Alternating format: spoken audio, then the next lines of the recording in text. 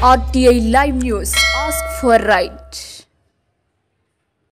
నమస్తే welcome to RTI live news. Komaram Bheem Asifabad జిల్లా సిర్పూర్ నియోజకవర్గం బెజ్జూర్ మండలం కేంద్రంలోని గ్రామ పంచాయతీ కార్యాలయంలో భూభారతి రెవెన్యూ సదస్సులు 9 నుండి 17 వరకు నిర్వహిస్తామని తహసీల్దార్ రామ్మోహన్ అన్నారు.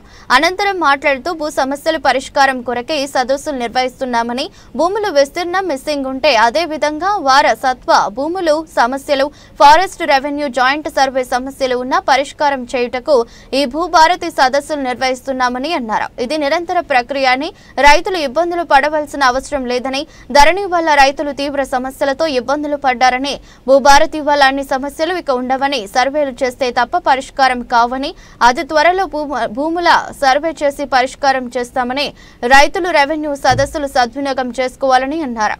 సదస్సులకు వచ్చే రైతులకు ఇబ్బందులు కలగకుండా మెడికల్ సౌకర్యం కల్పించారు. కార్యక్రమంలో computer operator Vamshi, senior assistant Achyut Rao, Prakash తదితరులు పాల్గొన్నారు. మిస్సింగ్ సర్వే నెంబర్లు ఉన్న భూ సమస్యలు ఉన్న వాళ్ళందరూ పెట్టుకోవచ్చు.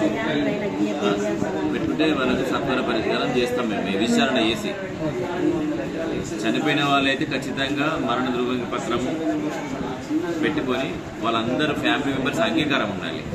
అందరూ కూడా అంగీకారం తీసుకొని జాయింట్ డిక్లరేషన్ అన్నట్టు కుటుంబ సభ్యులందరూ అంగీకారంతో అయితే విరాసతు పెట్టుకోవచ్చు.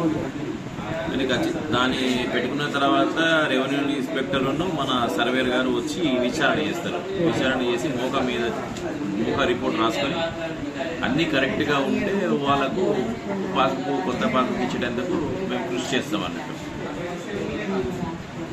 భూమి మీద ఫిజికల్గా ఖచ్చితంగా ఉండాలి.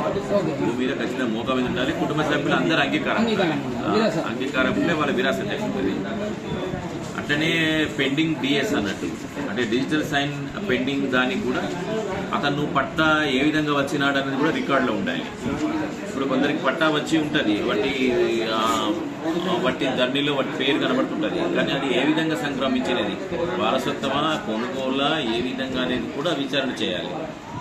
చేసి కరెక్ట్గా ఉన్న తర్వాత అది కూడా చూసుకొని దాన్ని కూడా మనం రికమెండేషన్ చేస్తాం.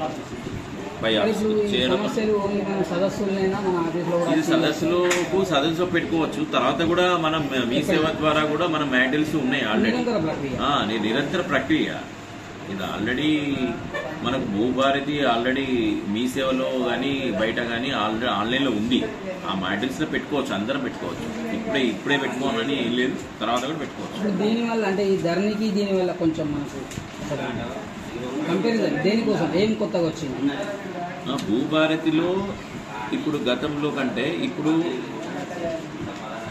గతంలో భూభారతి వ్యవస్థ లేకముందు ధరణి వ్యవస్థ ఉన్నప్పుడు మనకు ఒకవేళ ఒక విరాసత్ జరిగినా కానీ ఒక పట్ట మార్పు జరిగినా కానీ దాంట్లో మనకు ఏంటంటే తిరిగి మళ్ళీ విచారణ చేసేది లేకుండే కేవలం సివిల్ కోర్టు మాత్రమే ఉండేది. ఇప్పుడు మనం ఒక అప్పీల్ వ్యవస్థ అనేది వచ్చింది. అంటే ఇక్కడ జరిగిన మ్యుటేషన్లో మార్పులలో పట్టా మార్పులలో ఏమైనా లోపాలు ఉన్నా కానీ తప్పులుగా జరిగినా కానీ నెక్స్ట్ ఆర్డీఓ గారి దగ్గర ఒక అప్పీల్ వ్యవస్థ ఉంది, ROR అప్పీల్ వ్యవస్థ పోవచ్చు. కొన్ని ఇట్లా ఉన్నాయి కదా, అంటే ఇప్పుడు ఉదాహరణకు వారసత్వంతో చేసుకున్నారు. అవును. కాకపోతే వాళ్ళకంటే ఇంకా వేరే వారసులు ఉన్నా కూడా వాళ్ళకి తెలియకుండా అయినాయి. దాని వాళ్ళు అప్పీల్ చేసుకుంటే మనం మళ్ళీ దాన్ని చేసుకోవాలి. అయితే ఇప్పుడు గతంలో ఏదైతే మీరు అన్నది ఇదిగా అంటే వారసులు ఇతరులు ఉండగా కూడా ఒకరిద్దరు మాత్రమే అయింది, మిగతా ముగ్గురు కాలేదు. అలాంటి దానికి అప్పీల్ వ్యవస్థ ఉంది. గతంలో జరిగిన దాని మీద మీరు అప్పీల్ వ్యవస్థకి ఆర్డీఓ గారికి అప్లై చేస్తే తదనంతరం విచారణ చేసి వారు కూడా న్యాయం చేసే అవకాశం ఉంటుంది. ఇప్పుడున్న భూభారతిలో ఇక్కడి నుంచి ఖచ్చితంగా దానికి ఒక నెల రోజుల లోపల విరాసత్ చేయాలి. విరాసత్ చేయాలంటే ఖచ్చితంగా ఇప్పుడు మేము నోటీసులు ఇవ్వడం జరుగుతుంది. వాడు అప్లికేషన్ పెట్టిన తర్వాత అతను అప్లికేషన్ నోటీసులు ఇచ్చి ఆ నోటీసు కుటుంబ సభ్యులందరికీ నోటీస్ ఇచ్చి అందరు అంగీకారం చేసిన తర్వాత 1 month లోపల మేము ఎప్పుడైనా చేయొచ్చు. అందరికి నోటీస్ ఇచ్చి అందరు రావచ్చు. ఒక టైం లైన్ ఇప్పుడు ఒక టైం బౌండ్ చేయడం వలన విచారణ చేసే టైం ఉంది.